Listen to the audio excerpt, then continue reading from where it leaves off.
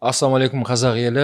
Сол бүгінгі сан ретінде келген сұрағымыз табысты болудың құпияларын айтсаңыздар деген оқырманымыздан осындай сұрақ келген екен. Сөзіміз Алла қаласа осы тақырыптың аясында өрбитін болады.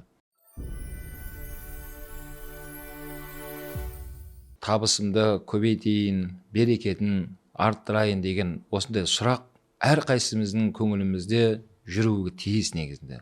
Бұл өте жақсы қасиет, өйткені Алла Құрандағы аят бұл. Қайсы бір адам баласы өзі талпынып, әрекет жасап, өзгермейінше Алла ешкім өзгертпейді дейді. Сонда бұл жақсы қасиет деп айтқым келеді, құрметті жастар, осылай болуымыз керек. Ризықтың иесі Алла Тағала, демек сол ризық беруші Алла Тағала бізге сол себебін жасауды бұйырып отыр. Дұрыс жол жорығын жаса, шариғатқа сай ретінде орындасан, бұнда табысың арта беретіндігін айтып отыр. Мынандай мәселелер бар. Енді табыс тапсам болды екен ғой деп көрінген жаңағыдай бір жұмыс жасап кетіп, ол адамзатқа зиян келтіретін нәрсені сату арқылы қоғамды бүлікке алып келетін бір жобаларды дамытуға болмайды. Ондай жолмен де адамдар табыс тауып жатқандар бар. Бірақ біліңіз, бұл қайырлы болмайды сізге. Басында ол ақша тауып жатқанына адам мәз болып қуануы мүмкін, бірақ бұның соңы өкінішпен аяқталады. Ол бүткіл тарих оған куә.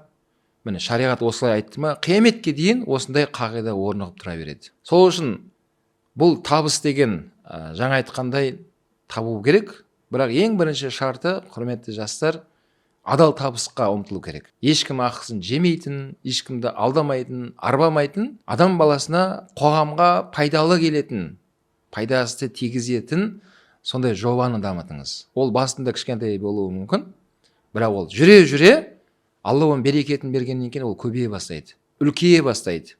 Сіздің де жаңыңыздағы ауқымыңызды кеңейте бастайсыз. Арада бірнеше жылдар өткеннен кейін қарасаңыз, үлкен бір компанияға айналып кетесіз, үлкен бір корпорацияға айналып кетесіздер. Кез келген компанияларды қарасаңыздар, олар да кішкентайдан бастаған. Яғни бірдесіне ондай ешқандай үлкен корпорация болмайды. 2 адам болып бастаған болуы мүмкін сол жобаны, 3 адам болып бастаған болуы мүмкін. Бірақ бірнеше жылдан кейін қарасаңыз, үлкен корпорацияға айналып кеткенде, олардың қарамағында мыңдаған адамдар жұмыс жасап жатқан болады. Сол үшін құрметті жастар, бірінші жаңағыдай табысымызды табуды ойланып жүру бұл жақсы нәрсе. Енді екінші мәселе, сол көп ойлана беру, көп іздену, ол сізді амалға итермелейді. Яғни бұл ойлану арқылы адам одан кейін барып қадамдар жасай бастайды. Ол қандай табыс екеніңізді енді сіз қарап алыңыз.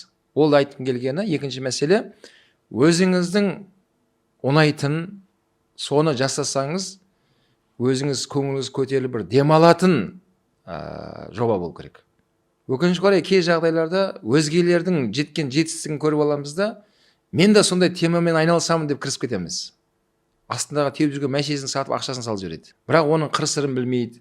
Ол темаға, саған ұнай ма жалпы десең, ұнап тұрған қатты емес, бірақ енді әйтеуір ақша түсіп тұрса болды ғой деп кірісіп кетіп жатыр да адамдар. Жоқ, ол ақша табыс негізінде сізге келеді қашан? Сіз оны меңгерген кезде. Бұл кәдімгідей өсімдік секілді нәрсе ғой, табыс көзі деп атқан. Яғни егінді ектіңіз, бірақ оны сіз зерттеп, соны жақсы көріп, оған махаббат, мейірім беріп өсірмесеңіз, егін шықпайды. Шықса да сіз ойлағандай өнім бермейді. Кәдімгідей көңіліңіздегідей астық жинау үшін, өнім алу үшін егіндіктен сіз соны жақсы көруіңіз керек. Оның қиыншылығын бәріне төздіңіз, бәрін әйтеуір Құдай қаласа жақсы болады, Құдай күзімді берсін, еңбек етіп жатырмын деп, содан рахаттанып, демалып, жасап жатқан қаншама диқандар бар да. Құдай күзін берсін, күзде соның рахатын көреді. Дәл сол секілді кәсіп деген нәрседе, бұл да егін секілді бетіп шығару керек ол нәрсені. Ол бірден ақша салдым, аштым, табыс келе береді деген нәрсені аулақ болыңыздар.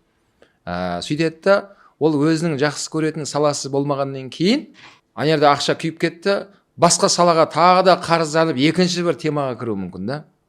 Ол да өзінің жақсы көретін саласы болмағаннан кейін, тағы бір 2-3 жылдан кейін үшінші бір жобаға кіруі мүмкін. Осылай кете берсеңіз, біліңіз, сіз көптеген жылдарды жоғалтасыз. Сөйтесіз де өзіңіздің де қайратыңыз, күшіңіз әлсірей бастайды. Сол үшін құрметті жастар, демек екінші мәселе не екен? Сіз өзіңіздің жақсы көретін салаңызды тауып алыңыз. Абай атамыздың тілімен айтатын болсақ, сен де бір кірпіш дүниеге кетігін тап та бар қалан дейді. Яғни кірпіш деп тұрғаны әр қайсымызға Алла тағала сондай бір дарын берген да. Яғни сіз өзіңіздің қай жағыңыз мықты екенін көріп алыңыз. Мамандармен былай сөйлессеңіз, мамандар сізге соны айтып береді.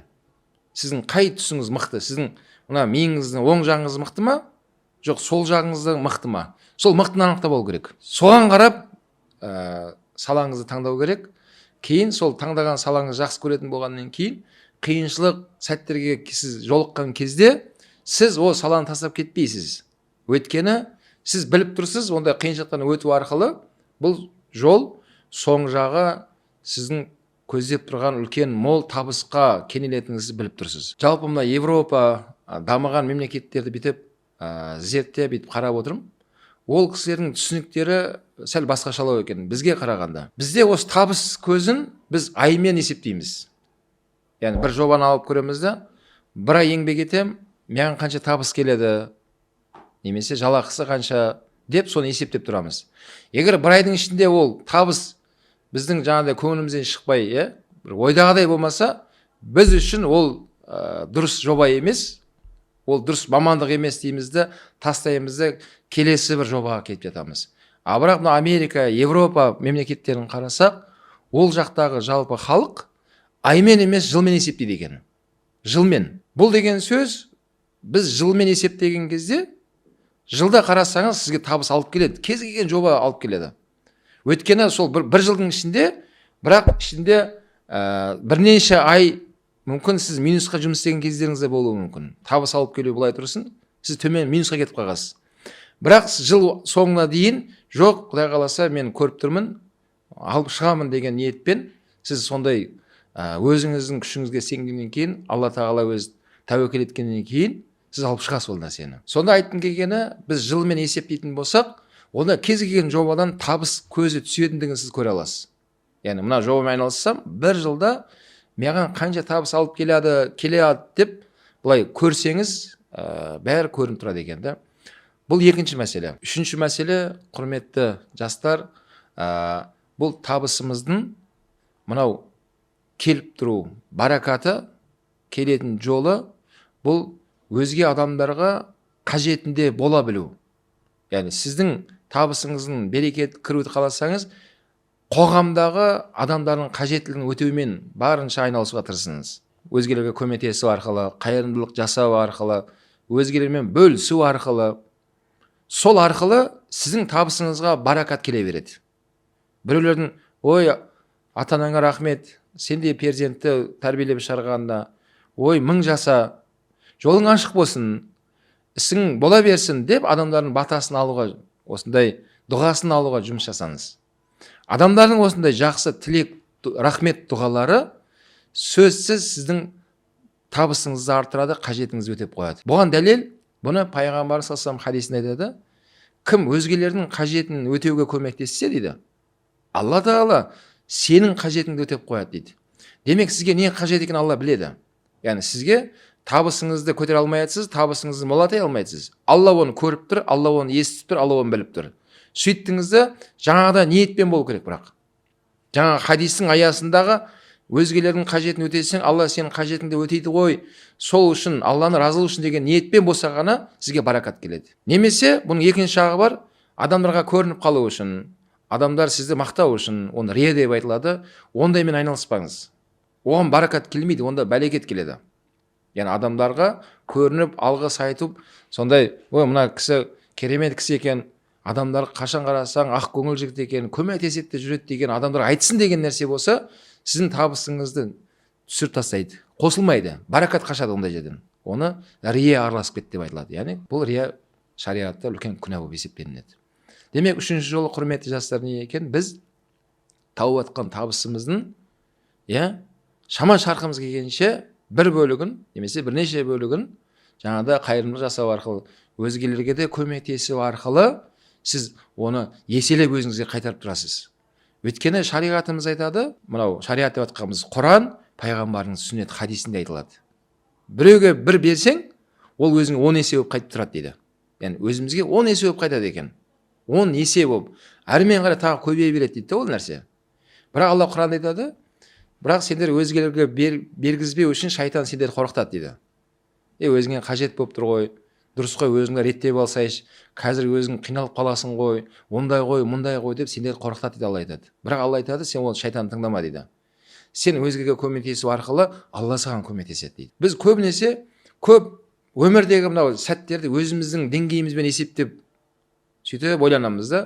Бірақ Алланың құдіретімен есептейтін болсаң, Алланың құдіреті шамасы келмейтін нәрсенің өзі жоқ. Бірақ біздің шамалымыз кішкентай бір нәрсеге ғана келсе келеді, сөйтеміз де өзіміз оған жай тоқтап тұрамыз да, ізгі амалдарда, жақсылық жасауда, өзгелердің қажетін өтеуге келген кезде кейде сараңдық қылып тұрамыз. Бірақ шайтан білесіз, бұнымен тоқтамайды. Сен табысың аз болып тұр деп айтпайды, сізді күнәға бұрмалаған кезде сізді жомарт қылуға насихаттап үгіттеп кетеді ол. Ой, жұмыс жасап жатсың, өлесің ба, ешкім бұның түбіне жеткен емес, демалсайшы, көңіл көтерсейші деп, кішкентай ақшаңызды және шашып, исраф жасап, қарызға батырып сізді. Жексұрын қылып елдің бәріне. Және онымен тоқтамайды, әрмен қарай тағы да сізді анадан сұрасай, мынадан сұрасай, кредит ала салсайшы, ондай қылсайшы деп, ол тоқтамайды оның насихаты. Ал бірақ шариғат айтып тұрған жоқ, ондай ешқайсысына тыңдама дейді Алла шайтанды. Өйткені Алла сенің балаларыңды да ризықтандырып тұрған Алла ғой дейді Алла Құран кәрімде. Міне құрметті жастар, демек табысымызды молайтудың бір жолы, біз тапқан табысымызды бір бөлігін бөлісіп жүрейік. Ол бөлісуді өзімізден бастайық. Өзіміздің ағайын туыстан бастайық. Ағайын туыстан артылса, көршілерге бөлістірейік. Одан артылбаса, алыстағы көрші. Осылай кете береді барған сайын. Міне сол арқылы табысыңызды молайтудың және көбейтудің жолы екен. Одан кейінгі төртінші мәселе, бұл табыс көзін және көбейтіп, жолын көбейту үшін Алла Құран кәрімде айтқандай, «Фас'алу ахл зикр ин кунтум ла та'ламун». Әрбір саланың мамандары бар дейді Алла. Сол мамандарымен кеңесіп, ақыл сұрап, солардың айтқаны бойынша жасаңдар дейді Алла. Демек, сол сіздің бара жатқан салаңызда мамандар бар. Дәл сіз секілді қиыншылықты көрген олар, басын тасқа да соққан, сайға да соққан, көрген олар. Соның бәрінен өтіп, жетістікке жетіп, үлкен нәтиже көрсеткен небір майталман, сондай кәсіпкерлер бар. Дәл сіздің салаңызда кетіп баратқан. Сол кісілермен міндетті түрде сіз жолығуыңыз керек, міндетті түрде. Сіз өзіңіздің сол тапып жатқан табысыңызды онымен айналыспайтын адамдармен ақылдаспаңыз. Біздер көбінесе кейде өзімізді жаңағыдай сырласатын досымызға айтып, сонымен араласып кетеміз, сырласып кетеміз. Бірақ сіздің сұрап тұрған досыңыз ол саланы біле ма, білмей ма, біз оны ойланбаймыз. Бар ойымыз сол керемет ақылды, немесе өзіңіздің туысқандарыңызбен ақылдасып кетесіздер. Туысқандар кейде көбінесе бізді тоқтауға айтады. Қайтесің оны? Тыныш жүрсіз. Мына күніңді жақсы ғой сен. Қайтесің оны деп, әрине олар бізді жаман болсын деп емес. Яғни бізді ұрынып қалама деп қорқады да олар. Демек, маман болмағаннан кейін біздің ағайын туыстарымыз, достарымыз бізге дұрыс бағытты бере алмайды. Алла Құранда не деп айтыр бізге? Яғни Алла Құранда досыңнан сұра, немесе ағаңнан ақылдас деп тұрған жоқ. Алла бізге не деп айтты? Фас'алу ахл зикр деді. Маманнан сұра. Яғни әр саланың мамандары бар да. Мамандары бар. Сол маманмен кеңессеңіз, сізге төте жолын әдем көрсетіп береді. Міне осы біздің жүрген ұзақ жолмен жүріп қайтесің өміріңді өткізіп. Сен былай істесең, міне, нағыз сендердің заманыңда тиімді жолы мынау деп, сізге өте тиімді жолын көрсетеді. Сол маман айтқаны бойынша қадам-қадаммен жүрсеңіз, онда біліңіз, Алланың Құрандағы айтқанына амал жасап атқаныңызды ниет солай болсын. Алла өйстіп айтқан еді, Алла, міне сен айтқан бойынша мен мамандармен кеңесіп тәуекел еттім. Алла өзің жолымды ашық ет, табысымды берекелді ет деп осындай қадамдар жасасаңыз, біліңіз, сөзсіз сіздің табысыңыз молаяды. Бесінші мәселе, сол табысыңыз мүмкін қазір сіз ойлағандай көбеймей тұрғанына, яғни сіз оған көңіліңіз түспесін. Демек, бұл нәрсе сізді тағы да бір шыңдауға, сізді тағы да дамытуға сізге қамшы деп біліңіз. Мүмкін сіздің біліміңіз, мүмкін сіздің осыған дейінгі тәжірибеңіз осы деңгейде ғана болып тұр да. Башқанда сіздің мынау басыңыз неге жетті, мынау потолок дейміз ғой. Басыңыз тіреліп тұр да. Сіздің біліміңіз, оқыған тоқығаныңыз сол ғана. Сіз арғап секіре алмайсыз енді. Енді не істеу керек десеңіз, демек сол жаңа айтқандай өзіңізді дамытуға соны қамшы деп қабылдаңыз. Демек мен осыған дейін алған білімім осы ғана болды. Енді әрмен қарай тағы да биікке кетуім үшін, табысын тағы молайту үшін, 2x деп жатады, 4x деп жатады ғой мамандар. Солай көбейт деп. Ол үшін демек сізге білім керек. Білім. Біздер кейде білім деген кезде көпшілігіміз мектепте жақсы оқығанымызды айтамыз. Одан кейін жоғары оқыдым ғой енді. Қызыл дипломмен бітірдім. Жетеді деп өзім тоқтатып тастаймыз. Жоқ, олай емес. Бұл мектепте оқыған біліміміз өзінің бір кезеңінде пайдасын береді. Одан кейін жоғары оқудағы да өзінің кезеңін берді. Бірақ қазір көргеніңіздей кез келген саланың өзінің мынау конкуренттер дейміз ғой. Сол сіздің салаңызда кетіп бара жатқан сол конкуренттерді өзіңізге жау көрмеңіз, оларды өзіңізге ғибрат көріңіз. Яғни сол салаңызда мықты болып кетіп бара жатқан адамдардың, солардың қандай білім алып жатқан, олар қандай шетелге барып, қандай мамандардың ақыл кеңестерін қайталап жатқандарын, олармен де ақыл сұрап, олармен де достасып, солармен бөліссеңіз, сіз дами бастайсыз. Сөйтіп күнделікті сол салаңызға қатысты кітап оқып, соған қатысты жаңағыдай көретін осындай видео, аудио нәрселерді өзіңізді шыңдап жүрсеңіз, біліңіз, сіз сол салаңызды күнделікті дамыту арқылы өзіңіз дамып жатқаныңызды білесіз. Сонда құрметті жастар, айтқым келіп жатқан, демек табыстың негізгі көзі сіз өзіңіз боласыз. Кәсіп емес. Яғни кез келген кәсіпті табысқа айналдыруға болады да. Бірақ оның ішіндегі ең мықты ол табыс емес. Яғни бір кәсіп емес, бір жоба емес. Айтқым келгені, сіз өзіңізсіз. Сіз өзіңізді дамытыңыз. Сіз даму арқылы сіздің табысыңызды көбейеді, жобаңызды үлкейе бастайды, жаңыңыздағы командаңызды үлкейе бастайды. Бірақ оның ішіндегі ең мәселе сіз өзіңіз. Мен әрдайым айтып жүрем, кейде жанымыздағы көмекшілерімізді кейде ренжіп жатады кейбір басшылар. Мен қанша ақша салдым, қанша уақыт салдым, неге үлкеймей жатырмыз. Бірақ ол жерде ол өзі рульге отырып алған көліктің. Бірақ тормоз басып отыр да, ручник тартып қойып. Ал жанындағы командалар не істей алады? Егер сіз өзіңіз дамытып, өзіңіз алға қарап ұмтылу керек екен жолдарын көріп отырсаңыз, онда сіз тормоз басатын жерде басасыз, тоқтайтын жерде. Ал жылжып, газды басатын кезде бассаңыз, әрине сіздің жаныңызға көмексеңіз, сізбен бірге оларда сізге көмекші ғой. Сол себепті кейде өкінішке орай өзіміз дамытпаған кезде жанымыздағы ұмтылып тұрған көмекшілерімізге де өзіміз кедергі болып, жаңағыдай кедергіміз тиіп жатады да. Яғни олар алға қарап жылжығысы келіп тұр, бірақ сіз тормозды басып отырасыз. Бірақ тормозды басып отқаныңызды мойындамайсыз, оны көре алмайсыз. Ал оны көру үшін, оны түсіну үшін жаңа айтқандай, шетелге шығу керек. Өйткені біз бір өңірде жүрген кезде сіз біліңіз, біздің табысқа қатысты түсінігіміз сол деңгейде ғана болады. Қазақстан бойынша аралап жүрсеңіз, дәл сол өзіңіздің табысыңызға байланысты, онда Қазақстан деңгейде кеңейеді.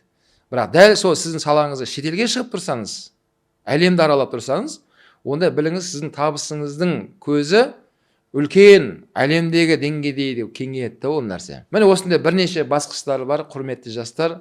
Бұл енді әрдайым айтып келе жатқан тақырыбымыз. Алла қаласа болашақта да осыны қорытатын және бір-бірін дамытатын сұрақтар табысқа қатысты және айтып келе жатырмыз. Алла тағала баршамыздың табысымызға берекет берсін.